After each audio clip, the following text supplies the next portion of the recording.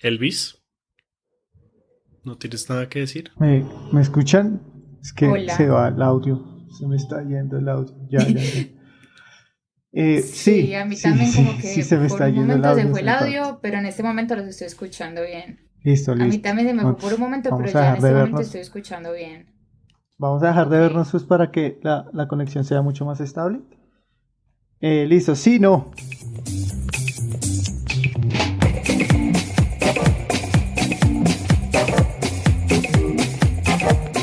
Hola y bienvenidos a Random Access History, el podcast que les habla de problemas, angustias y preguntas de la historia en relación con la tecnología, los videojuegos, el mundo digital y en general la cultura pop.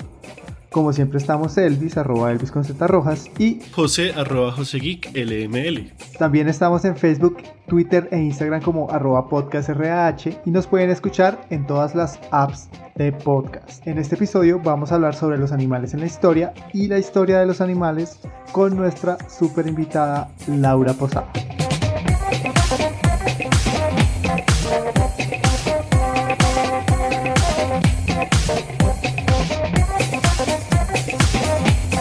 Cuéntanos quién eres. Bueno, pues mi nombre, como ya saben, es Laura, soy historiadora de la Universidad Nacional de la sede de Medellín y en este momento me encuentro haciendo la maestría también en historia. Estoy en el tercer semestre y mi tesis es sobre historia de los animales en Medellín en el siglo XX. ¿Tienes alguna arroba para que te sigan en tus redes sociales? Sí, solo tengo Instagram, es @LauraPosadaG. Entonces, Elvis, ¿de qué vamos a hablar hoy? Bueno, hoy vamos a hablar sobre la relación entre los animales y la historia, cómo aparecen los animales en la historia, qué pasa cuando los vemos como objetos de estudio históricamente hablando, ¿no? Espera, o sea, ¿que vamos a hablar de animales en la historia? Vamos a hablar de animales en la historia. O sea, eso es casi similar a lo que sería la historia ambiental. Digamos que es como una subrama de una subciencia, entonces sí. Sí. Bueno, entonces, animales en la historia. ¿En qué momento se nos ocurrió, cómo se nos ocurrió a los seres humanos ver que los animales hacían parte de la historia? Y para eso trajimos a la persona experta en animales e historia, para que nos cuente un poquito de eso. Igual, nosotros hicimos lecturas, yo no sé Elvis, ella nos mandó unas lecturas muy juiciosa, muy buenas. Yo hice como 3 lecturas de las 800 que nos mandó, pero pues yo vengo preparado. Listo, listo. Yo sí, pues tuve un poquito menos de tiempo, pero sí, sí leí. Entonces, ¿cuándo empezamos a hablar, a analizar a los animales en la historia? A ver. Pues yo creo que digamos como que ha sido un tema que ha sido recurrente porque los animales han estado presentes como a lo largo de toda la existencia, pero tal vez no habían sido como estudiados como de las maneras en las que conocemos actualmente. Digamos, los primeros acercamientos a los animales en la historia, diría yo, que se trataron de pensar los animales como dentro de las eras geológicas y ahí pues podríamos como referirnos, digamos, a los animales que existieron como dinosaurios y las extinciones que ocurrieron luego, como hasta lo que llevó, digamos, a los animales como los conocemos hoy en día. Ese creo yo que sería como un primer acercamiento, pero que sería más como de los animales sí históricamente, pero no pensados como hoy en día, sino más bien como, digamos, una parte del proceso evolutivo de los humanos. Entonces tendríamos por ahí como la zoología y pues yo, digamos, pensando así, pues está la evolución de los animales de Aristóteles, como que es como un trabajo que intenta pues ver qué son los animales en esta historia, en esta vida. Entonces, o sea, ahí está como que también dice Laura, ¿no? Desde la biología, la etnozoología también. Y también, digamos, desde la biología, ¿no? Como que uno puede hacer historia de la biología, de la relación de los científicos con los animales, aunque eso también caería un poco en historia de la ciencia. Ujú. Sí, eso iba a decir, como que la historia de la ciencia, digamos, y junto con la historia de la agronomía, por ejemplo, son como los dos tipos de historia más tradicionales desde los que se piensa en los animales, pero hay un punto ahí que es como importante y es que esas dos formas de hacer historia de los animales se hacen siempre en términos muy antropocéntricos, o sea, de cómo los humanos han utilizado a los animales para producir, para trabajar, para transportarse, para alimentarse o para hacer experimentos científicos con ellos. Sí. A mí, uno de los textos que tú nos mandaste, digamos que daba una introducción general a cómo se había visto el tema de los animales y me gustaba mucho que el man lo dividía en el mundo material y el mundo espiritual o mental. Entonces, eso que tú dices cabe mucho en la parte del mundo material, como los animales han sido usados como bestias de carga, como tal vez incluso como acompañantes en la vida pues humana, como por ejemplo, pues que coincide la domesticación del perro con el neolítico, qué sé yo. O por ejemplo, el uso de los caballos para la guerra. Ese tipo de cosas me parecieron chéveres y por el otro lado está como lo más espiritual, mental o simbólico y eso también me pareció súper bacano porque por ejemplo me pone a pensar en la figura de la loba o del lobo para los europeos que es a la vez como una figura de miedo, de jueputa, qué miedo ir a un bosque y que me coma un lobo. Por eso es que el lobo feroz es como el enemigo en tantos cuentos de hadas. Pero a la vez, por ejemplo, pues la loba es el símbolo de la ciudad de Roma, porque fue la que amamantó a Rómulo y Rémulo. Entonces ahí también hay como ese tipo de dualidades y me gustó mucho como verlo por ahí, por el lado material y por el lado espiritual. Sí, digamos desde el lado espiritual también están como dentro de esa rama los trabajos de historia cultural que digamos habla mucho también sobre la simbología y las formas de representar a los animales en culturas, por ejemplo, como las indígenas, que tienen una relación con los animales completamente diferente a la relación con los animales que se establece en las ciudades. A mí esa diferencia que hace José me parece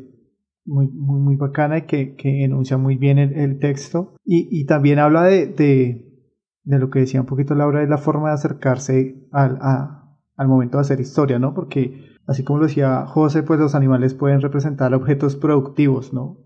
Y pues eso está relacionado con la historia económica, ¿no? De cuántas reses, cuánto ganado tuvo, la cantidad de caballos para la producción, o en fin. Pero también está este estudio cultural y simbólico, que a mí me gusta mucho lo simbólico, que está presente hoy en casi todo, en los equipos de fútbol, en los escudos de países, en muchos están en las banderas también, entonces también como estos animales tienen toda una carga semántica que expresa a veces ideas nacionalistas también, ¿no? Entonces ese análisis de estudio cultural o simbólico con ese potencial económico, pues son dos maneras muy amplias pues de analizar a los animales en la historia. Y es que ahí yo creo que algo importante es que, pues, digamos, hablando historiográficamente, como de lo que se ha escrito en la historia, es muy reciente el hecho que historiadores e historiadores volteen a mirar pues, a seres vivos que no sean los humanos. Porque la historia era la ciencia del hombre en el tiempo, del hombre, ni siquiera de las mujeres, del hombre. Y más recientemente, digamos, con toda la cuestión de la historia ambiental, pues de todo lo que vamos a hablar en este episodio también, pues es que se empieza a mirar a otros seres vivos que no sean los seres humanos y cómo nos relacionamos nosotros con ellos. Y creo que ahí está como el punto clave para abrir y empezar a ver qué es todo lo que hay además de la historia humana y ver que, por ejemplo, los animales están metidos en casi todas las esferas de la sociedad humana. Sí, por ejemplo, eso que dices es yo creo que uno de los asuntos que llevó como a un interés novedoso, digamos, por parte de la historia ambiental y fue como, bueno, decir, digamos, la historia ambiental reconoce que la naturaleza tiene un papel trascendental en las transformaciones sociales y en el devenir histórico, pero entonces como digamos cada uno de los componentes de la naturaleza empieza como a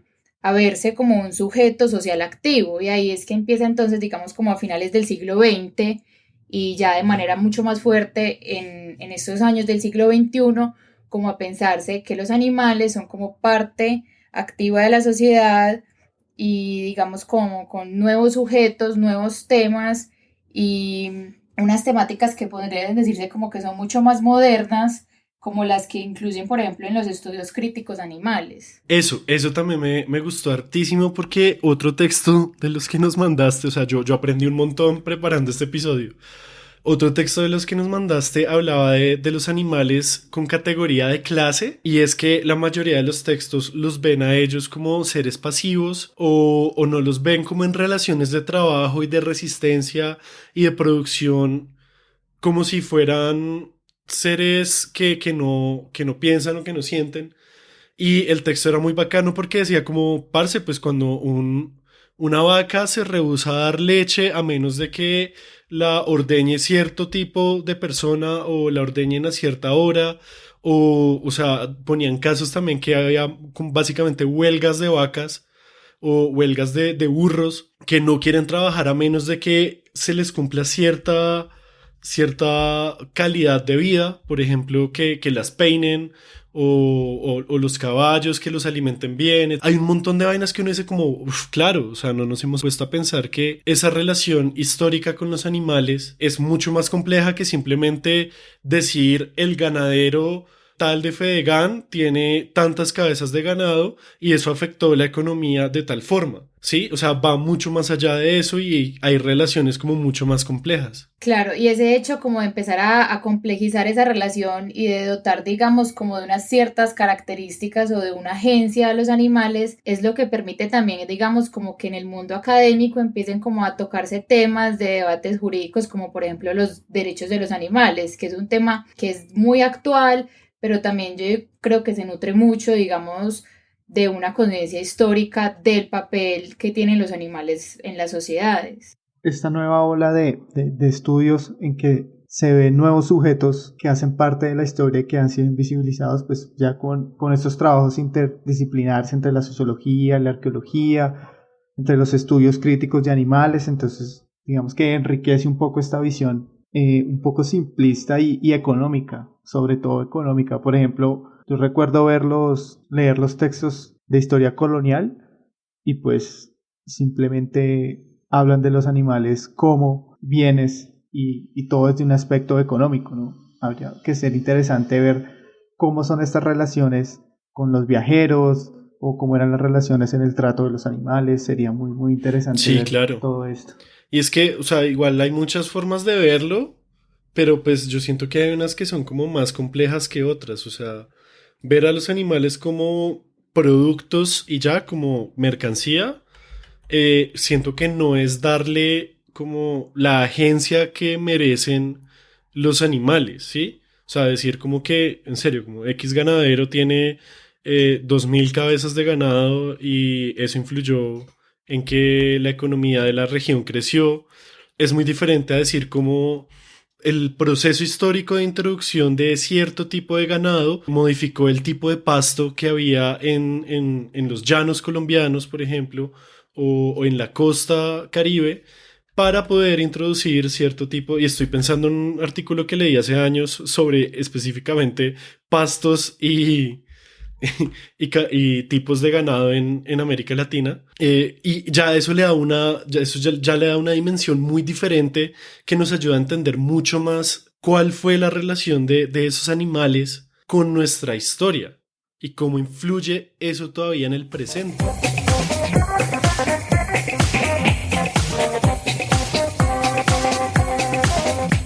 Podríamos un poquito ya aprovechar que Laura está aquí para preguntarnos como qué intereses y qué puntos de vista existen desde la historia de los animales.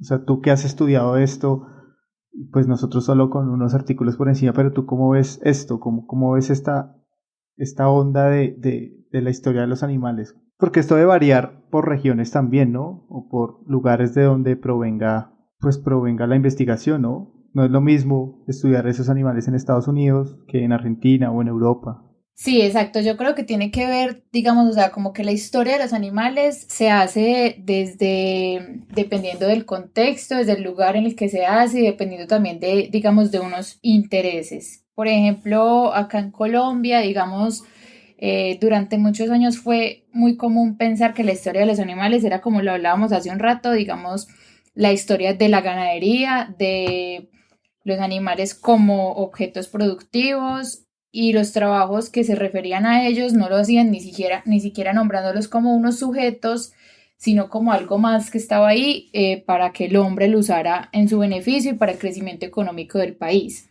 Por ejemplo, hay otra perspectiva que ha cobrado mucha fuerza en los últimos años en países como Argentina, y yo diría que también tal vez acá en Colombia, y es como una perspectiva que enlaza como un componente ético y moral con lo emocional.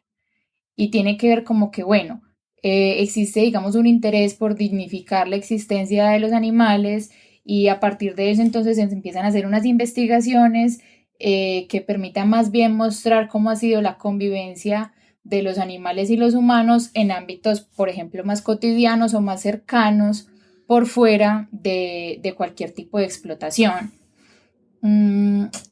Otros trabajos que también son como muy comunes y que yo creo que están de alguna manera también relacionados como con ese componente ético, tienen que ver con investigaciones que se hacen desde la perspectiva de una preocupación ambiental. Y yo creo que esta preocupación ambiental tiene que ver pues claramente como que con todo lo que ocurre actualmente, y es como que la humanidad se da cuenta de que estamos como en un momento crítico en el que la tierra se ha visto afectada por las acciones del hombre, y entonces empiezan a pensar como que, bueno, así como la naturaleza ha sido afectada, los animales han sido también afectados, y entonces se hacen como investigaciones en las que se busca demostrar de qué maneras el hombre ha afectado la vida de los animales en general, sobre todo, por ejemplo, de trabajos que se hacen sobre la fauna silvestre, de qué manera se ha traficado la fauna silvestre, cómo los animales se han visto puestos en vía de extinción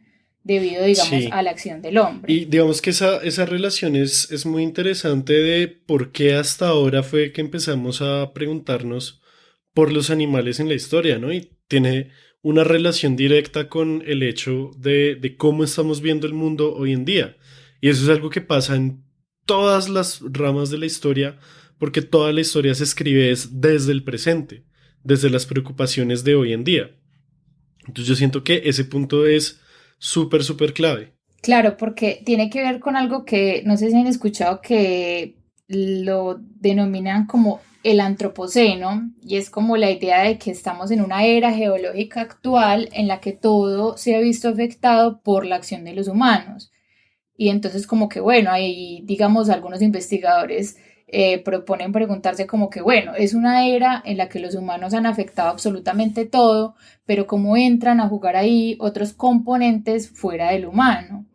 Y no solamente son los animales, sino que entra a jugar ahí como el interés por toda la naturaleza en general, y cómo entonces los humanos, las plantas, eh, los ríos y todo eso empiezan a ser como unos sujetos que también, digamos, merecen la atención de la investigación histórica, pero no solamente histórica, sino también, digamos, de otras ciencias como la sociología, la antropología, la filosofía.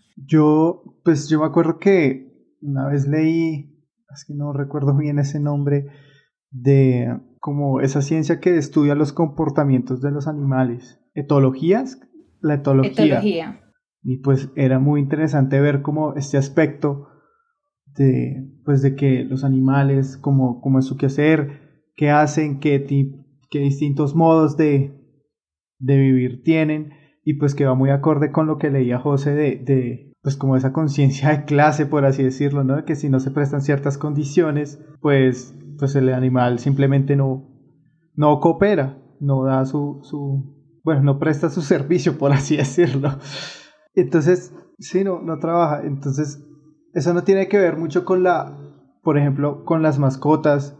Me pasaba mucho que, por ejemplo, un tío tenía un perro que él tenía su espacio en el carro y se sentaba ahí y nadie lo podía mover de ahí y nadie se podía sentar ahí. Eso no tiene que ver mucho con la humanización de los animales. O sea, o como ves, o sea, existe esa humanización que llaman de tanto la domesticación, pues que pasa ya como, no sé cómo expresarlo, es que me parece muy complejo. O sea, ¿cómo has visto esto en la forma de hacer historia de los animales? Como esta humanización que pues los perros o los gatos pues ya se sienten parte de una familia y pues ya tienen un rol adquirido, no sé, ¿cómo lo ves ahí tú? O sea, ¿se presentará eso también antes? Sí, yo creo que ese tema de la domesticación es algo que es como que, digamos, un tema en sí mismo, pero también me parece que es, digamos, un elemento que se sirve mucho, digamos, como para entender la forma en que las sociedades modernas se relacionan con su entorno.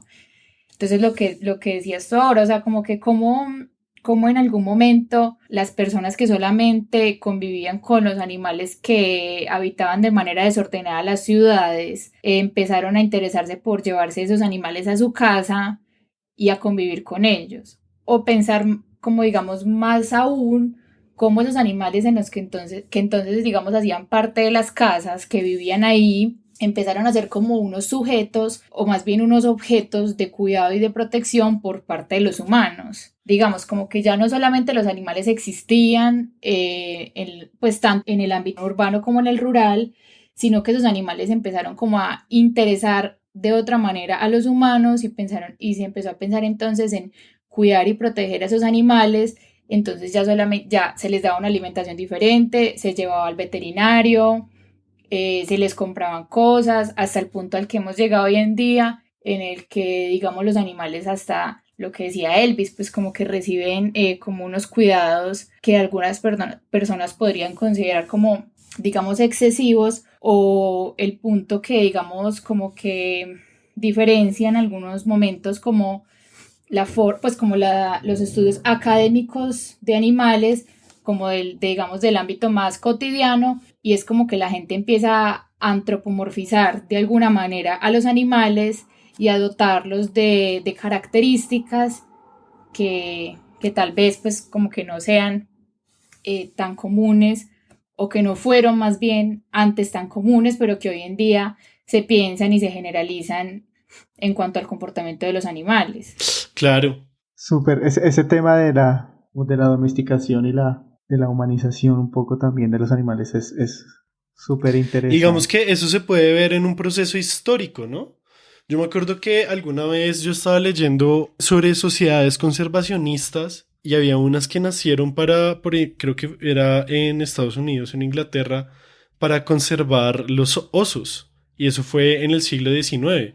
Por ejemplo, que se prohibiera el uso de esos animales en los circos. Y en uno de los textos que tú nos mandaste también hablaban del origen del vegetarianismo y el de los derechos de los animales que se pueden trazar incluso a la antigua Grecia. No me acuerdo Uh-huh. cómo era exactamente, pero Sí, yo se creo que hablaba de también eso. yo creo que ese asunto de la domesticación, mm, es muy antiguo porque, digamos, habitar las casas o las viviendas en general con animales domesticados es una práctica pues que es muy antigua, que todos lo sabemos. El cambio, digamos, o lo interesante se genera en el momento en el que esos animales empiezan como a habitar de forma diferente, y ya no son solamente los animales que están ahí, sino que empiezan a ser parte como de los intereses afectivos o de cuidado de las personas. Y es ahí entonces donde los animales empiezan como a dotarse de un montón de características, de derechos, incluso que antes pues no tenían.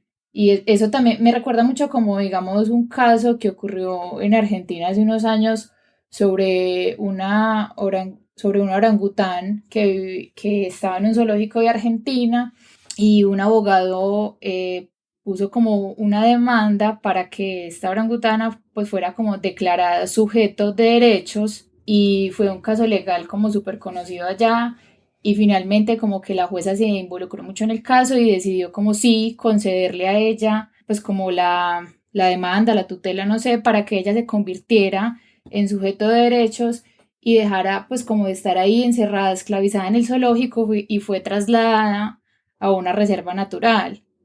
Entonces como que eso, digamos, permite ver cómo históricamente los animales han tenido una transformación tan amplia hasta la actualidad.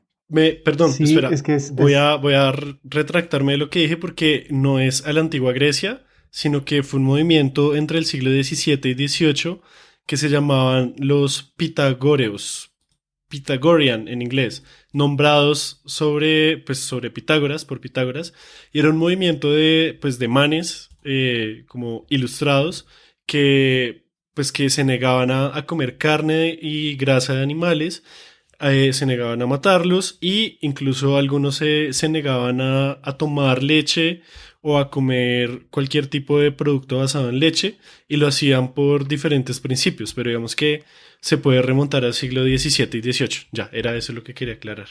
Se descachó por poquito. Ah, parce, pero tenía sentido porque, o sea, Pitágoras, ahí tiene algo de conexión.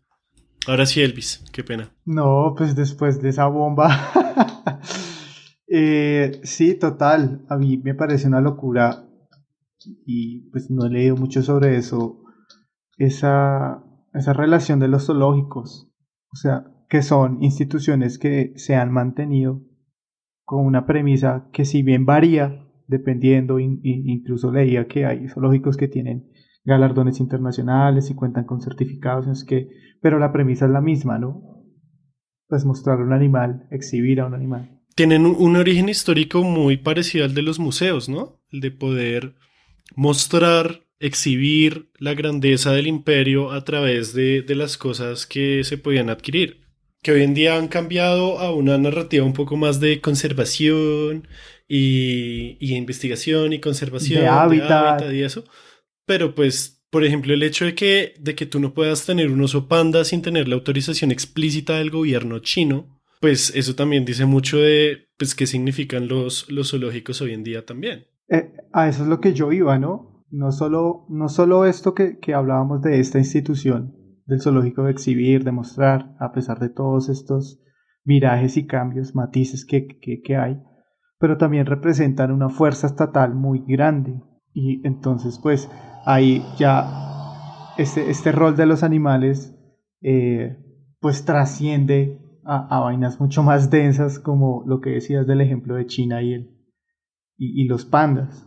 Me parece algo muy, muy complejo y muy enriquecedor y pues que la historia apenas pues no sé bien mucho, pues, Laura lo tendrá más claro de cómo es el balance más o menos, ya nos habló un poquito de qué intereses y qué puntos de vista hay, pero falta mucho por hacer en los estudios de animales. Laura, ¿qué piensas? ¿Cómo lo ves a futuro? Pues yo creo que sí, falta mucho por hacer, porque sobre todo, como lo que ya hemos mencionado varias veces, y es que, digamos, existen trabajos que son pocos, pero que además esos pocos que existen en su mayoría se han preocupado, digamos, por explorar a los animales en general como asuntos productivos.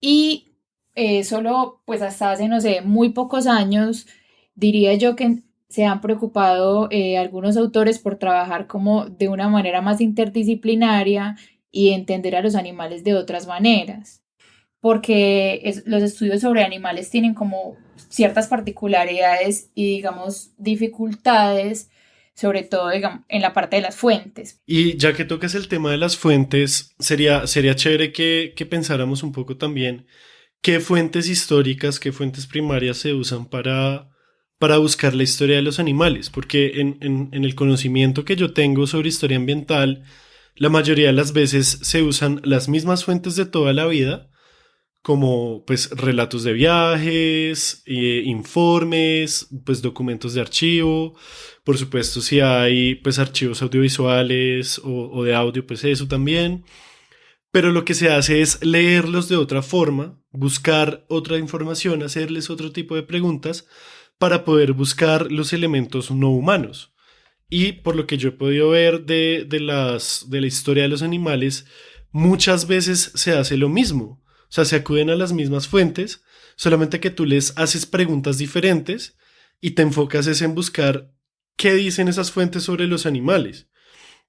Entonces, por ejemplo, en uno de los artículos que leímos, el tipo citaba a un viajero o a un científico, ya no me acuerdo muy bien, que hablaba sobre las vacas irlandesas y cómo las vacas eran súper tercas, que muchas veces no se dejaban ordeñar, si no fuera como por ciertas personas. Y es una fuente que seguramente se puede usar para un montón de otras cosas, pero cuando uno la lee en clave de ver qué dice sobre los animales, pues resulta que dice muchas cosas.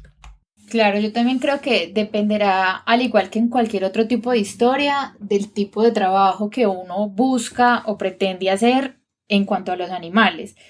Yo creo que, digamos, una de las que consideraría yo que es más importante es lo que tú dices y es, digamos, las fuentes orales, porque siempre, digamos así, el sujeto de estudio o lo que uno pretende sea hablar de los animales, pues lo que uno dirá sobre los animales siempre estará mediado por lo que digamos los humanos han dicho de ellos, las descripciones que hacen de ellos y las representaciones o las formas en las que los clasifican y lo que tengan para decir. Otras fuentes que digamos yo creo que son muy útiles o pues digamos según la experiencia que yo he tenido para mi tesis, me parece que son los archivos fotográficos. Severo. Porque digamos en las fotografías uno siempre podrá ver como en la manera en la que ahí en esa imagen aparecen los animales, entonces si aparecen solos o con qué grupos de animales aparecen, en qué contexto están ubicados, si aparecen con humanos, de qué manera, digamos, están acomodados los animales y los humanos dentro de esa fotografía.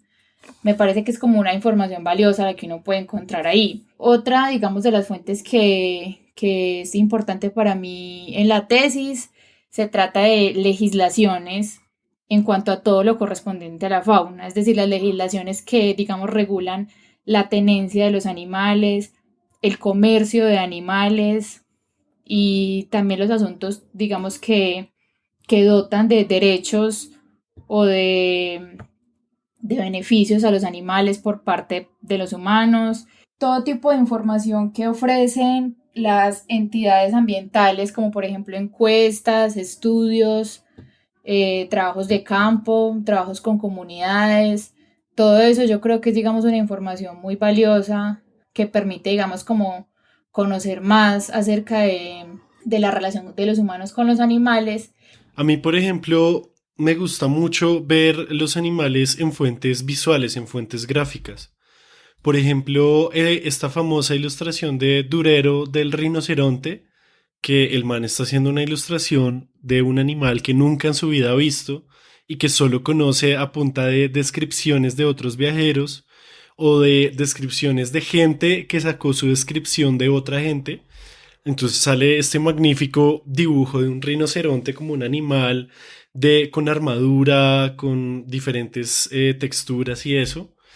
O por ejemplo, también en los mapas de América o en los mapas medievales, las ilustraciones de los animales, por ejemplo, el armadillo, como aparece muchas veces dibujado en algunos mapas, junto, por ejemplo, a monstruos que no existían, que se creía que estaban en el Nuevo Mundo. Más todos los monstruos marinos y a eso se le suman también los bestiarios medievales y todo eso a mí se me hace eso magnífico y realmente me encantaría poder trabajar con esas fuentes más de lo que he podido trabajar. Sí, esa yo creo que es otra fuente que no mencioné, pero que también me parece que es muy valiosa, sobre todo por la cantidad de información. Digamos, en el siglo XIX es muy abundante la información sobre viajeros, libros de viajeros y muchos de ellos con Sí, ilustraciones. Y casi que en todos, sino, yo me atrevería a decir que en todos los viajeros se refieren a animales y hacen descripciones de ellos y dicen como este animal me lo encontré en tal lugar y su aspecto era este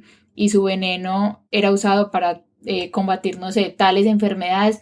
Entonces, digamos, es como un panorama muy amplio que uno puede, digamos, ver ahí que los viajeros como que le daban una importancia a los animales dentro de sus observaciones. Es interesante ver las fuentes como con esos ojos, ¿no? No dejarlas de lado y cuando uno ve animales también empeñarse en buscar a ver qué pasa con ese animal, cuál es el trato, porque no es igual un trato a un caballo que a una vaca, que a una gallina, que a un cerdo. Entonces, interesante ver todo esto en las fuentes y este trabajo que está haciendo Laura me parece muy chévere. Muy difícil, pero muy chévere y enriquecedor. sí. 重大なる放送があります。全国の聴取者の皆様、ご起立願います。Nada, pues vamos a empezar con los datos random. cuéntanos, Laura, a ver qué nos trajiste el día de hoy de Dato Random. Mi dato random está igualmente muy relacionado con lo que hablamos durante todo el episodio y se trata del Zoológico Santa Fe, que es el zoológico que está ubicado acá en Medellín, y de una de sus primeras habitantes, que fue una chimpancé llamada Agripina. Resulta que en 1960 la Sociedad de Mejoras Públicas, que es la institución que es propietaria del zoológico, consiguió por intermedio de las oficinas del Programa de Asistencia de los Estados Unidos que el Parque Zoológico de Nueva York cediera al Zoológico Santa Fe acá en Medellín varios animales. Entre esos animales estaban 2 leones africanos, un búfalo y la chimpancé de la que les hablo, Agripina, quien por muchos años fue uno de los principales motivos de atracción del zoológico y que al momento de su muerte fue donada al Museo de la Universidad de Antioquia y fue embalsamada y digamos exhibida en sus exposiciones hasta hoy en día. Lo que me pareció interesante para contarles fue que un día consultando el archivo de la Sociedad de Mejoras Públicas para asuntos de mi tesis, encontré una fotografía de Agripina en la que aparecía disfrazada con ropa de un niño pequeño y tomando de una botellita de gaseosa. Me pareció como triste, pero a la vez como una situación muy curiosa, y cuando llegué a la casa hablé de esto como con la familia y mi mamá me dijo que ella cuando estaba más chiquita y la llevaban a visitar el zoológico siempre pasaban por la jaula de Agripina y ella hacía digamos un montón de actividades para las que la habían entrenado, como tirar frutas y gritarle a la gente que pasaba y luego me enteré de que también hacía algo súper que la gente consideraba muy gracioso, y era que la gente le tiraba desde afuera cigarrillos prendidos que ella se fumaba y luego le tiraba a la gente, y incluso en muchas ocasiones ocurrió que la gente pues que quemaba a personas que pasaban por ahí porque les tiraba los cigarrillos prendidos. Como el mono de Krusty. Y otra información curiosa que encontré sobre ella, sí, era curiosísima. Y luego en el periódico El Colombiano se publicó una noticia de que Agripina se había escapado y que la habían visto como alrededor del centro comercial San Diego durante varios días, pero luego como que ya se supo la verdad, y era que el centro comercial como que por esos días había sido muy poco visitado. Entonces el administrador hizo un acuerdo con el director del zoológico como para difundir esa información y aumentar el número de visitas al centro comercial. No, parce, esto es un capítulo de Los Simpson en la vida real. Esa fue la información que encontré. Esto es literalmente un capítulo, o sea, yo siento que esto lo vi en Los Simpson. Y digamos, pueden encontrar, pues si alguien está interesado, pueden encontrarse algunas fotografías de ella en el archivo fotográfico de la Biblioteca Pública Piloto, que está digitalizado. Y Elvis, ¿tú qué tienes? Tienes la barra muy alta, Elvis. No, ya baila. Te dejaron la barra muy alta. Les dije, yo intenté hacer un ejercicio de historia de los animales y salió re mal.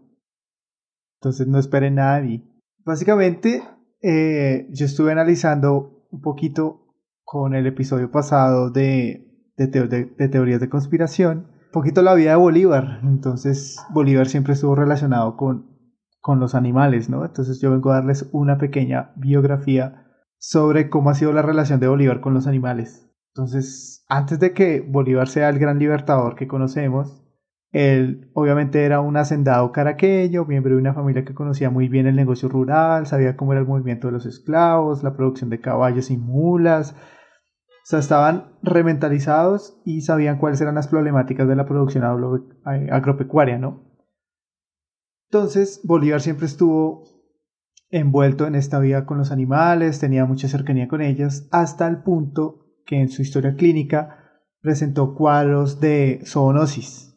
Él tuvo una enfermedad que se llama los carbuncos, una enfermedad que le da a los caballos, que se contagia a los humanos y se caracteriza porque daban llagas, que a veces se infectaban y tardaban en cicatrizar. Y esto también se ve reflejado pues porque él compartió con amistades pues que les gustaban mucho los animales.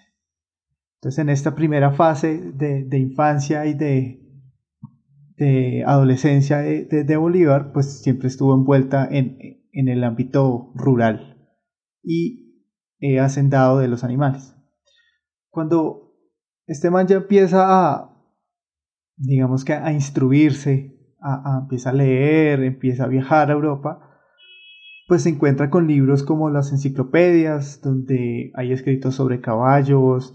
Él tuvo la oportunidad también de acceder a libros de arte militar de Claude Baudelaire, el francés que creó la École Vétérinaire en Lyon, más o menos 1761-1762, que fueron como las primeras escuelas superiores en veterinaria del mundo. También leyó los libros de Philippe Etan, de La Fosse, de los herrajes y equitación, de Marc Antonio Edolius, o los referidos del arte militar escritos por, este sí no sé cómo pronunciarlo, Guillaume Le Bon, Charles de Atterville y Jean-Lothon Durival, como de estos contes y grandes personajes que escribían. Mejor dicho, libros. un montón de franchutes.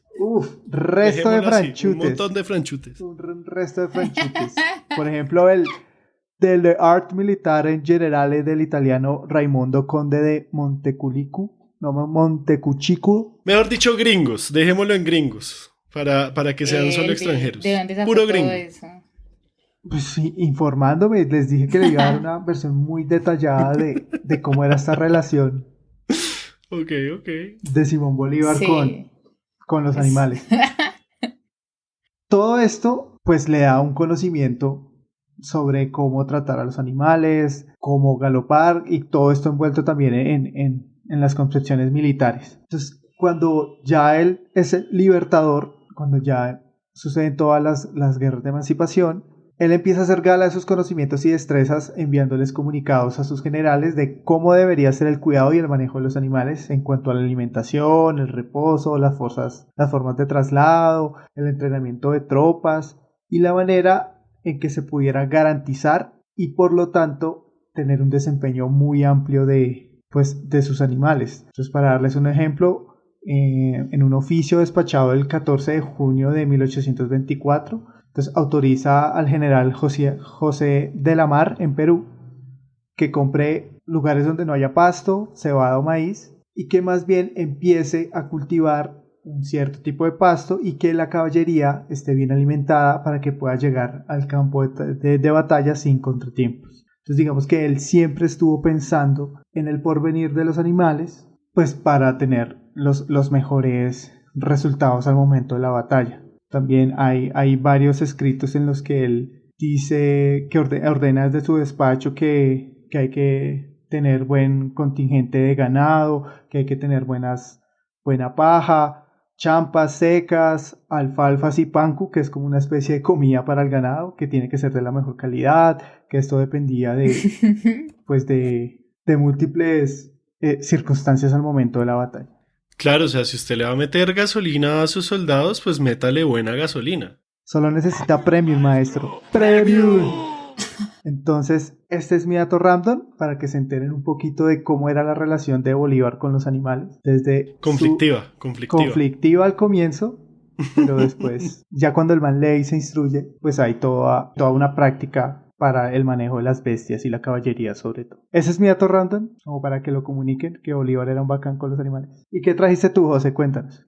Bueno, pues el mío comenzó como algo que estaba súper relacionado al episodio y a Colombia, y a medida que lo fui investigando se fue alejando, pero básicamente les quiero hablar de la vez que los astronautas que pisaron la luna por primera vez estuvieron aquí al lado. ¿Qué? En el Darién. No estuvieron como tal en Colombia, o por lo menos lo que yo encontré no fue en Colombia, pero sí estuvieron en la selva del Darién, muy probablemente cerca de la frontera. Entonces no cuenta como dato random. Sí cuenta, ya te voy a decir por qué. Entonces resulta que Neil Armstrong y John Glenn, entre pues otros miembros de la NASA, estuvieron en la selva del Darién, pues en la frontera entre Panamá y Colombia, muy cerca, preparándose en un cursito de supervivencia antes de ir a sus primeras misiones espaciales. Estuvieron con indígenas en Vera comiendo iguana y serpiente. Entonces ahí, comiendo iguana y serpiente es como conecto con el episodio y con lo que quería decir sobre las iguanas. Y ya, ese es el dato random, muchas gracias. Mentiras, no. Tengo más que explicar. Porque además encontré tantas cosas que va a ser un dato random en 2 partes. Entonces el próximo episodio les termino de contar la segunda parte del dato random. La primera serie de datos random de José. Sí, señor. Me inspiré en lo que tú estabas haciendo hace un año de San Agustín. Entonces, hay una foto muy famosa en la que se ve a John Glenn y a Armstrong sentados en la selva con un pedazo de tela de paracaídas blanco detrás de ellos que dice Chocó Hilton, refiriéndose obviamente a los hoteles Hilton. Pues obviamente ellos decían que estaban en el Chocó, pero de nuevo, en las fuentes que yo consulté, en ningún momento se habla de que pisaran suelo colombiano. Pero entonces la historia el dato random de hoy es la historia de cómo y por qué llegaron ahí. Y resulta que es bien interesante la historia de por qué estaban haciendo, digamos, entrenamiento de supervivencia en la selva del Darién. Y la historia va a que un antropólogo gringo llamado Morgan Smith, después de terminar su carrera, viajó a Panamá a hacer una pasantía en arqueología. Y después, cuando ya estaba trabajando, le salió la oportunidad de hacer un viaje en moto para promocionar una nueva motocicleta desde Florida hasta Panamá.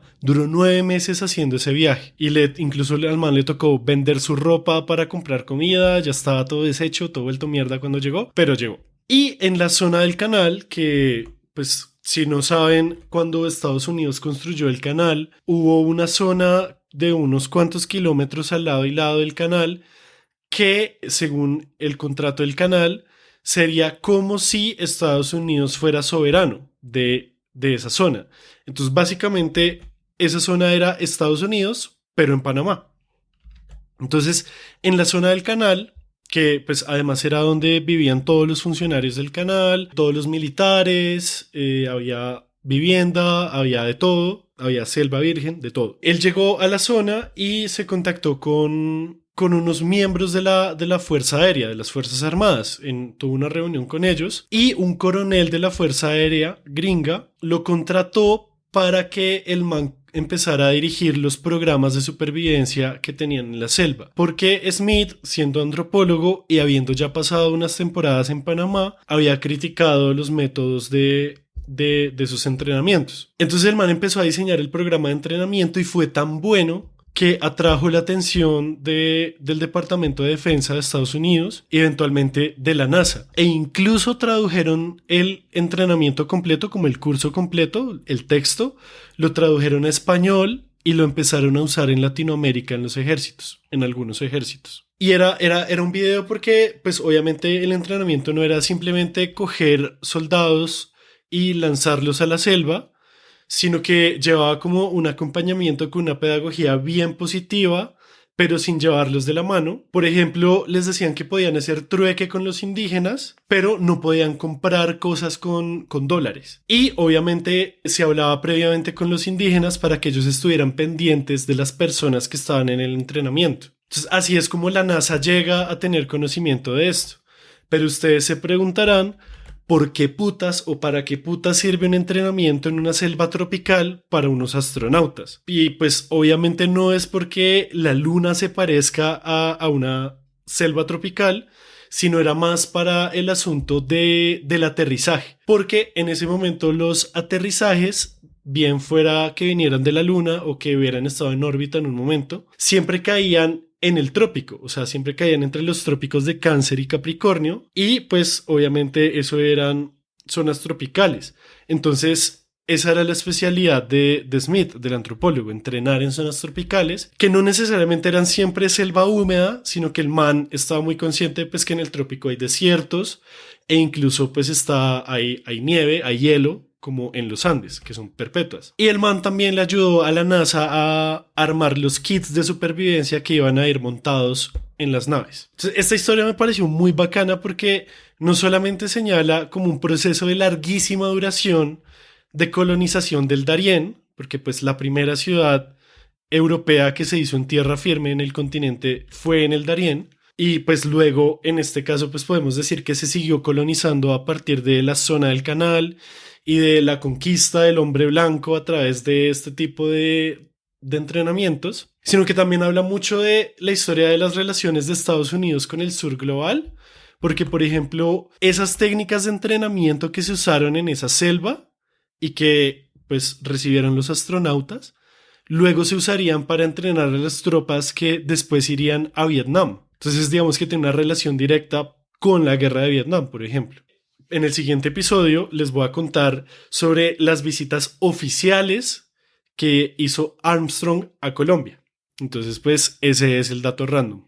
Es bastante random. Gracias por contarnos la historia del manual de supervivencia escolar de... Manual de supervivencia selvática de Ned. ¡Pam! ¡Pana! Esperaré. ¡Pam! ¡Pana! Esperaremos. ¡Pam! ¡Pam! ¡Pana! Ya. Suficiente. Suficiente. Ya terminé. Te dejaste llevar. Bueno, muchas gracias por escuchar Random Access History. Recuerden que estamos en Spotify, iTunes, Google Podcast, YouTube y todas las aplicaciones de podcast. Si nos quieren apoyar más, pueden recomendar este podcast con sus amigos, colegas, mascotas, familiares, amigos y hasta desconocidos.